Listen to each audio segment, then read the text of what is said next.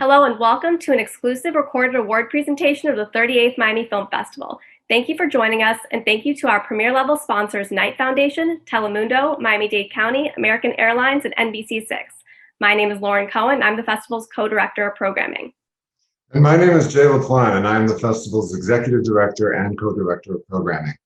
Today we are presenting Miami Film Festival's inaugural Impact Award to actor Riz Ahmed in honor of his brilliant performance in Sound of Metal. Before we continue, I would like to make an advance introduction. Joining us in a few minutes will be Clayton Davis, the film awards editor from our media trade partner Variety. Clayton will have a conversation with Riz Ahmed about his career and Sound of Metal directly following this award presentation. When Riz Ahmed is on screen, his presence is like high voltage electricity. His performances are visceral and intense in a way that is purely riveting. From the naive and desperate Rick in 2014's Nightcrawler, to impressive turns in Four Lions, Jason Bourne, Venom, and Rogue One, a Star Wars story, Riz leaves an indelible mark on every project he touches, including his latest passion project, Mogul Mowgli, in which he stars, co-wrote, and co-produced. We're proud to be also screening this film at this edition of Miami Film Festival. Before this year, Riz was perhaps best known for his performance as Nazir Khan in HBO's critically acclaimed miniseries The Night Of, for which he got both a Golden Globe nomination and an Emmy win for Outstanding Lead Actor in a Limited Series. And the awards and much-deserved recognition keep on coming. He's already been named Best Actor this year by the National Board of Review and the Gotham Awards for his performance in Sound of Metal, and has been nominated for a Golden Globe, Screen Actors Guild Award, and is considered a major contender at this year's Academy Awards. In Sound of Metal, Riz plays Ruben, the drummer of a punk metal duo that is fronted by his girlfriend and vocalist Lou. While on tour, Ruben suddenly begins to experience severe hearing problems and almost overnight goes completely deaf. Ruben and Lou are former heroin addicts who have been clean for the past 4 years, but this crisis tests both their sobriety and relationship like nothing before. In this heartbreaking clip from the film, Lou has insisted that Ruben check into a support house for deaf people in recovery, and she knows he can only do it alone. You know I'll fucking fix this. It's not that hard, okay? Just come back here. I love you. Fucking heart, okay? Motherfucker. Oh, motherfucker.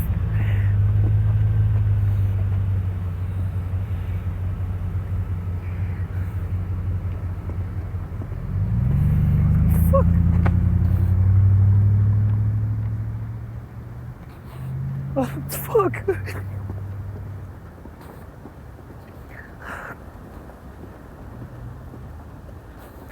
Oh.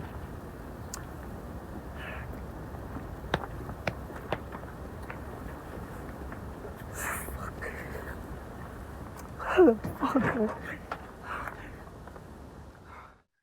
What is impact?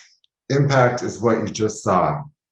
When an actor brings you inside the tumultuous world of a recovering addict struggling to find his equilibrium with the grace, power, and humanity that Riz Ahmed does in this film, that's impact that matters. And for this reason, Miami Film Festival is proud to present Riz Ahmed with our very first Impact Award.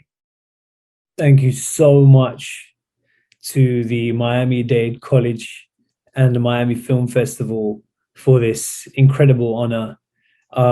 The first place that I ever visited in the US was actually Miami and Miami-Dade County, where I had family. And so it's kind of wonderful to kind of come full circle and to receive an award from this city that really kind of captured my heart. Such a vibrant city with so many different cultures and languages. So hard to place and pin down in so many ways. And that's what I always look for in the characters I play is that I'm kind of wondering really, who is this guy? And that's certainly the amazing character that Darius Marder presented me with and presented, the whole world with when he wrote the character of Ruben. So I'm so indebted to him as a writer, as a director, and to the rest of our incredible cast, Olivia Cook, Paul Racy, and in particular our deaf actors, Lauren Ridloff, Jeremy Lee Stone, Chelsea Lee, Shaheem, Domenico Toledo. I think that, I learned so much from this process and from making this film. And so much of what I learned was taught to me by those incredible artists who are able to offer such a rich and unique perspective as performers because of their deafness and because of the richness of deaf culture, which I hope this film will introduce the world to a little bit more than we're used to seeing on screen. So thank you so much again for this honor. Thank you to Amazon and Caviar, our producers. And thank you once again. Hello, everyone. I'm Clayton Davis, Film Awards editor at Variety, joined today with Mr. Riz Ahmed, star of Sound of Metal. How you doing, buddy? I'm doing good, man. Thank you so much for doing this. I've seen you so much this year, and it's been the joy of my life to just hang out with you that much. First of all, your jacket is so hot, man. Oh, thank you. Really appreciate it if you don't try to upstage me all the time. Sometimes. You know, I had to. I knew I had to bring it. Yeah, no, I mean, you bring it all the time. Listen, well, start off. Congratulations! Look at you getting awards and just being amazing. Like again, you're hitting it out of the park. You're so consistent. What does this feel like for you? It feels amazing. You know, I was saying it's beautiful as well because of my kind of had a family connection to Miami, and the first times I was, ever going to the US was always in Florida and in Miami and all of that. So yes, it's amazing. You know, you go into a project hoping that you'll just make out of it with your kind of confidence intact. And usually it takes some bruising, but it's really great to kind of get this encouragement. Really, I think that's all often we need as creatives and artists, is just getting some of that encouragement. So I cherish it. Yeah, and I think it's really good to reflect on this part of your career right now, because you got your start in the indie circuit, got into big blockbuster, and I've heard you speak before that you were hungry to get back into something like intimate and raw and something that was really gonna challenge yourself. Is that how you were? Is that accurate? How you were feeling? Yeah, I think so. I think you kind of try and go where the growth is, and after doing lots of indie movies, I think it was certainly a growing experience to go and do Star Wars or Bourne or Venom, and even The Night Of, which was much bigger scale than anything I'd done, up until that point by miles. And so you grow and you learn in those contexts. And I feel like it certainly helped me develop certain muscles. But I feel like I hadn't done the other thing in a long time. And that other thing is a kind of quite a scary and exposing thing, which is a tiny number of people making something against the odds with not much resources, just because they love it, and actually to be able to dance like no one's watching. And there's something very liberating about that. So I guess I wanted to get back to that. Yeah. Well, I don't think we've seen you dance enough in film, so feel free to, There is a slow dance in there. But wait for the DVD. There's going to be. That's what the commentaries for. That's what Criterion's for, by the way. You have those behind the scenes stuff. Listen, Sound of Metal. I really want to hone in on that, and everyone can look it up on the internet. I've said this. So one of the most pristine examples I've seen of a family unit, from filmmaker to actors to the crafts team, like. And it's an overused term in the industry. Like, it was an embarrassment of riches, or, it was, we were a family and people like just hated each other on set. You guys genuinely love each other so much. And this has to be one of the most rewarding. It was, the real soul, that's what makes us get up in the mornings. You use other people, right? It's our connection to others.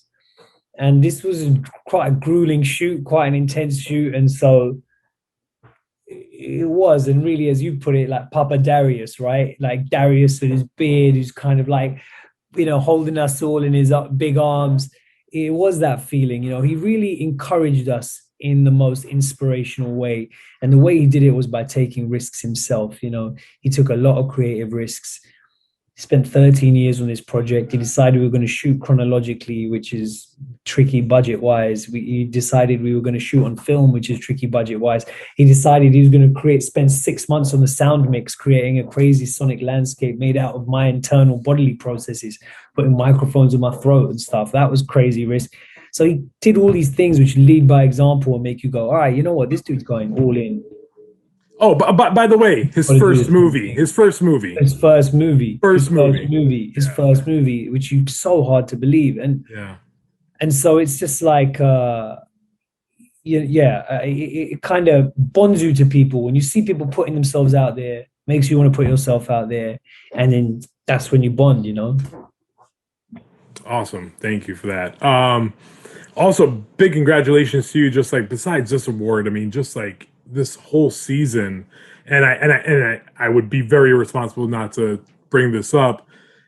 It's a lot of accolades coming for a Muslim actor in a leading role that doesn't happen often in this industry enough. I mean, you've gotten so many accolades, and this is really paving the way, hopefully, quote unquote, for little Riz Ahmeds that are somewhere right now that are seeing themselves on the movie screen, you know, with blonde hair, you know, that was your choice, but still with blonde hair, and say, I can do that, I can be that, It's interesting, isn't it? Because you realize, like, you know, no barriers aren't really kind of like broken down. They're kind of like hacked away at, aren't they? And, you know, Mahershala has kind of really paved the way. You know, Rami Malek, you know, a guy of Middle Eastern origin, has kind of contributed to that. You know, Omar Sharif was out there doing this from back in the day, you know. So I think that we're all kind of running this relay race, and we're all just trying to pass the baton along to each other, our peers. We're being handed it from people before us. We're trying to hand it on to people after us. We're all running this race to try and kind of stretch culture. You know, that's kind of the way I always see it. So it's just good to be part of that. Honestly, it just feels good to be part of that. I believe that it's, you know, it's nice to kind of be given individual credit for individual achievements, but actually no achievements are individual, you know, and you really learn that from filmmaking processes like this, like Sound of Metal. Like you said, we're all one family. And then also something I really learned from the deaf community is a much more of a collectivist community. The hearing culture is more individualistic. Deaf culture is more like we need each other. We need to share information and communicate to survive in a hearing world. So it's much more collectivist. And I feel like that's a lesson that stayed with me as well. Yeah, awesome. Thank you for that. Looking now at where you've gotten to this point, but now looking to the future. Like, you know, I hate treating this like, you know, it's a lifetime achievement award because, you know, you're 12 by Hollywood standards, right? You know? We're like, what happened? What do you know that I don't? What's good? Which we psyched you out, man. You're 70 this whole time. No, but like, where do you look to go from here? Like, you know, you've made an impact, but now you want to continue doing it. How do you see the future for yourself? I guess you're just always working it out, you know? I mean, I wish that, you know, there was some kind of like key that gets unlocked and you're like, aha, this is the plan and this is how you do it and this is what I want. Yeah. I think what you want continually changes, you know? How you might achieve that continually changes in an evolving kind of culture and industry. You know, why you do it continually evolves. So I guess my goal really, if this doesn't sound too much of a hippie kind of thing to say, but it's genuine, is to try and be a bit more in touch with what I want, you know, because there can often be a lot of noise. Some of it's really good noise, like you want to represent your people. Some of it's more toxic noise, like get paid, you know, or what do people expect from you?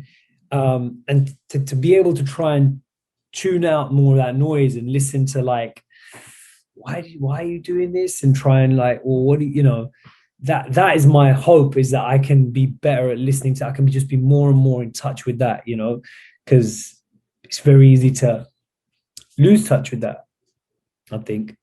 Yeah, absolutely. Just going back to Sound of Metal for a moment, you know, we talked about Papa Darius. The internet will hate me if we don't bring up Paul Raci and Olivia Cook. You know, just a tip of the iceberg, by the way, because then there's, you know, Chelsea and everyone is in the cast, but Paul and Olivia in particular, that trio of just powerhouse performances there, and the way you guys play off one another.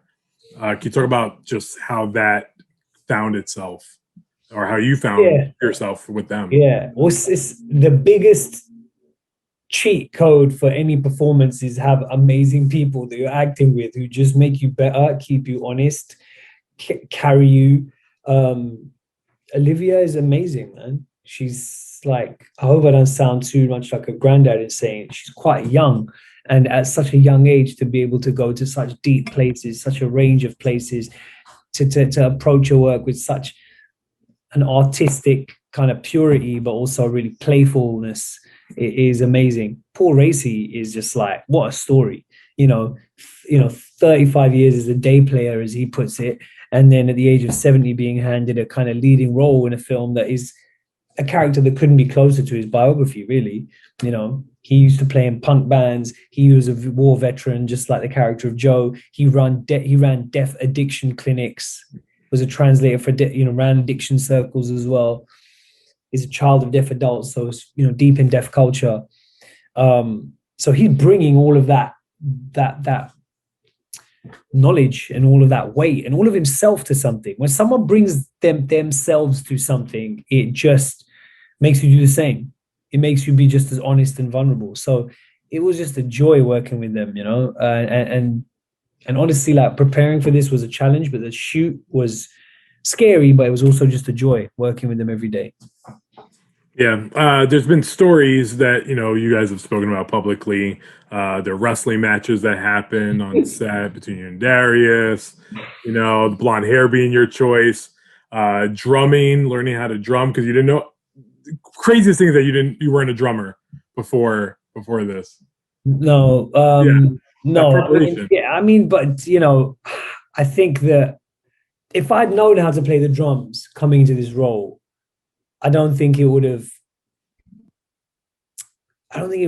would have worked as well, because I think so much of the film is about this character losing his footing. So being out of your comfort zone is just so crucial, I think that's the way Darius designed it. Yeah. In terms of what this has been a very long journey for Sound of Metal. It started at the Toronto Film Festival back in 2019. But that was my first Toronto Film Festival, by the way, that it was there. I didn't get to see it there, but it was there. And then finally sees the light of day, November 2020. Amazon comes to the rescue, utilizing their platform and their love of getting different voices out there and accessible to everyone. Allowed Sound of Metal to be consumed by a larger audience. Mm-hmm. Did you feel that journey, that kind of 2-year thing? Because you guys shot 2018, right? It was November of 2018 we wrapped. This is 2 and something years later. It's crazy, but I feel like this was such an intense experience in an amazing way, in a transformative way for so many of us, that it still feels very vivid. It doesn't feel like I'm like, oh yeah, if I can remember what it was like. It's right there. It's right at the front of your, it's on the tip of your tongue. Like, it's some of the most vivid kind of memories that I have on a film set, because of the jokes and the vibes, good vibes with everyone, but also, frankly, because of the intensity of the scenes and how beautiful the kind of, those scenes were. They stay with you. So it does feel pretty kind of vivid. I'm going to ask you this question. It's probably the hardest one I'm going to ask. It's going to ask you to really look into yourself and allow you to recognize your own greatness for a minute. So you're getting this impact award. Do you feel like you've made an impact? And before you answer, I want to also add this kind of part.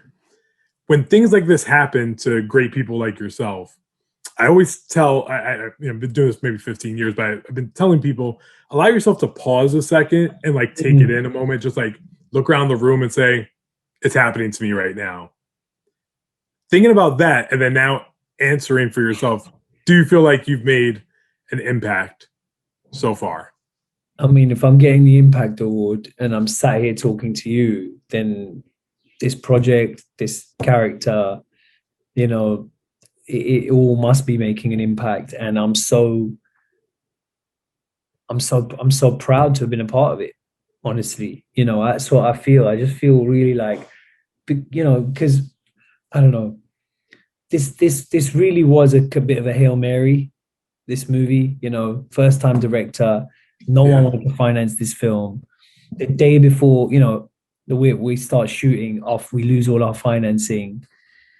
Dude over here doesn't have any rhythm. He's playing a drummer, and the whole thing's just like, it was just a lot. And so to see it kind of being talked about in this way, to see people connecting with it in this way, it's incredible, man. I mean, I feel honored to see that the film is making an impact, and I'm grateful. I'm really, really grateful, man, for real. Yeah, awesome. Do you feel? I guess this is a little bit of a follow up. Do you feel that impact from the UK versus the US? Is there a difference in that kind of feeling of making it and feeling like you're making an impact? Well, Sound of Metal isn't out in the UK. It's not out there. It got pushed because of COVID. So unfortunately, the UK hasn't seen the film yet. So they're hearing all this stuff about you. They have no idea what you're talking about. Yeah. All my parents and everyone at home is like, what are you talking about? Wait, please tell me they think you're lying, though, and they think you're making this up right now. You're making it up again. Incredible. Yeah, exactly. Like, Mom, Dad, I'm getting an Impact Award. For what movie? It doesn't exist. Yeah. That's incredible. So they all think I'm crazy. Yeah. All right. Wrap up with the last question. Let you go. Continue to make that impact. And this is, again, I have to give you the hard question, but I feel like it's important for people to hear. Why do you do what you do? Why do you love being not just an actor, because you're a musician, you do a lot, you love the arts. What is it that has got its claws in you that you're done? This is it. You surrendered. This is you. Yeah, what a difficult and annoyingly good question. But I mean, I think there's internal reasons, and then there's always kind of also external ones, and I or maybe they're the same. I don't know, but I guess on a personal level, why I do it is because it's how I work things out. It's like how I process things. It's how I kind of metabolize feelings and circumstances. There's a knot in my stomach I have to try and untangle, or there's something I want to get off my chest, or there's something I need to just dig into and get to grips with. And so it's a place of working things out. It's a place of kind of healing. And then hopefully if you kind of name your pain, then it doesn't just heal you, or it's also healing for others. It becomes a shared experience.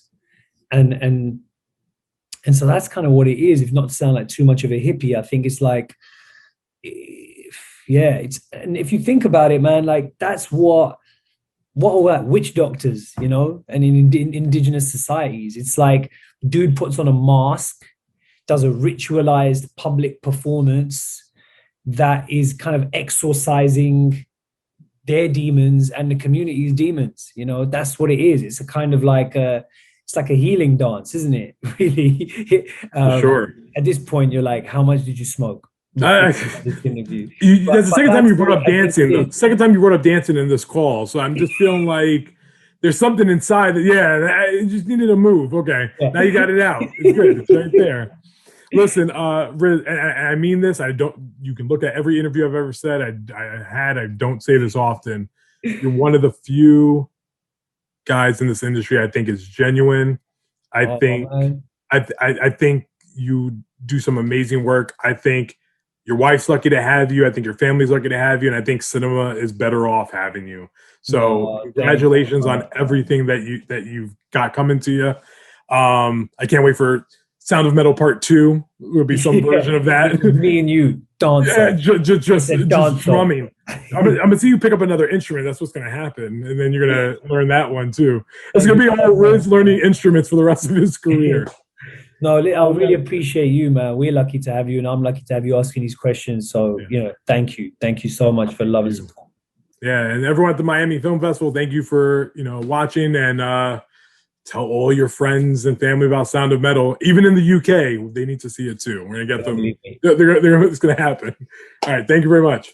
Much love.